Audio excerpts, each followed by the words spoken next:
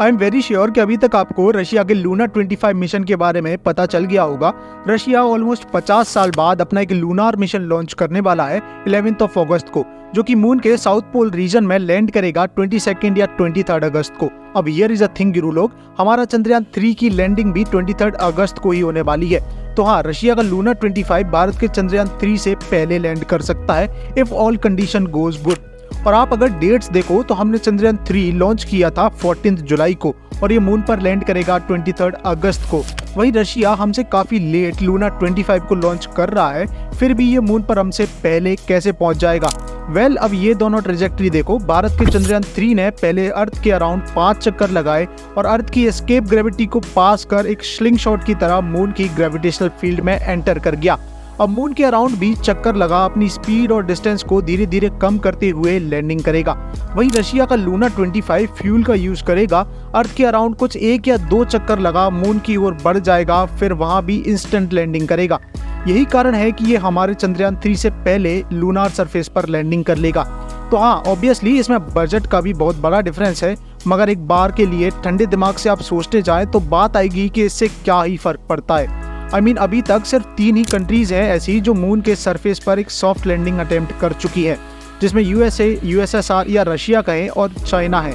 हालांकि भारत ने एक हार्ड लैंडिंग की थी अपने चंद्रयान 1 मिशन से, उसके बाद चंद्रयान 2 को लेकर हमने एक सॉफ्ट लैंडिंग अटेम्प्ट की जो कि पार्शियली फेल हुई, और अब चंद्रयान 3 से हम एक बार फिर एक सॉफ्ट लैंडिंग अटेम्प्ट कर रहे हैं। तो एक बार के लिए मान लो कि सब कुछ ठीक से होता है एज प्लान्ड और रशिया का लूना 25 हमसे पहले लूनार सरफेस पर लैंड कर जाता है, तो उससे क्या ही फर्क पड़ेगा?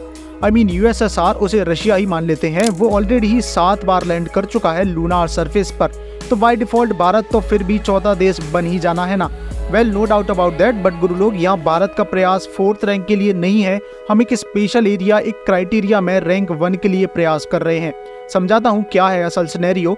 तो जैसे पृथ्वी पर पोलार रीजन्स होते हैं, साउथ पोल और नॉर्थ पोल, वैसे ही मून के भी पोल्स हैं, और भारत अपने मिशन से प्रयास कर रहा है मून के साउथ पोलार रीजन में लैंडिंग करने का, क्योंकि मून के साउथ पोल को लेकर स्टडीज ने संभावना व्यक्त की है कि इस रीजन में वाटर का प्रेजेंस हो सकता है। और जब मैं वाटर बोल रहा हूँ तो इसका अर्थ कोई वहाँ बहती हुई नदी या तालाब से नहीं है, वाटर वहाँ प्रेजेंट हो सकता है क्रिस्टल आइस के फॉर्म में।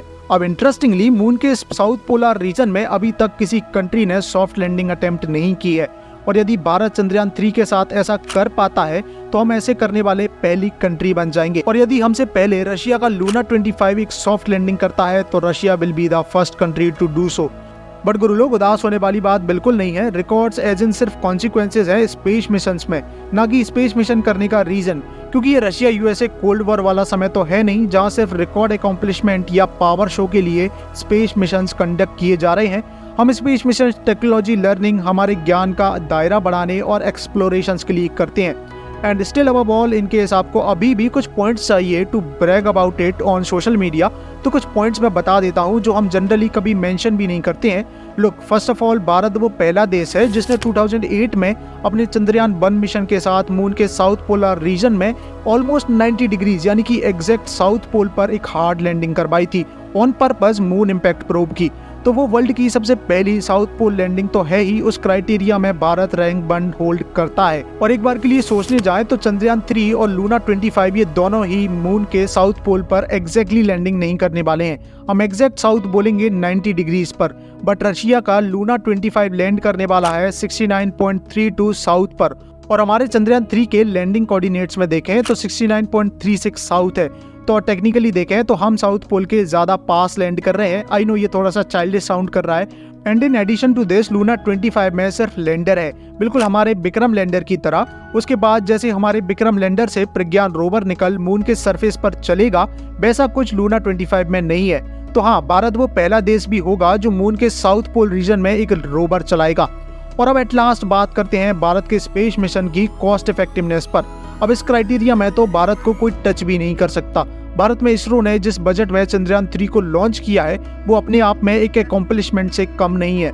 तो हाँ, यदि आपको सोशल मीडिया पर ब्रैग करना है तो आप इन पॉइंट्स का यूज कर सकते हो। बाकी इसरो के कॉस्ट इफेक्टिवनेस के बारे में ही इन डिटेल जानना चाहते हो तो स्क्रीन पर दिख रही मेरी इस वीडियो को चेकआउट करना बिल्कुल नहीं भूलना, आपको सारी इन्फॉर्मेशन मिल जाएगी। और बेस टेंशन मैच पर चंद्रयान 3 से रिलेटेड सभी अपडेट्स आपको मिलते रहेंगे, क्योंकि चंद्रयान 3 की लैंडिंग को लेकर I am too damn excited.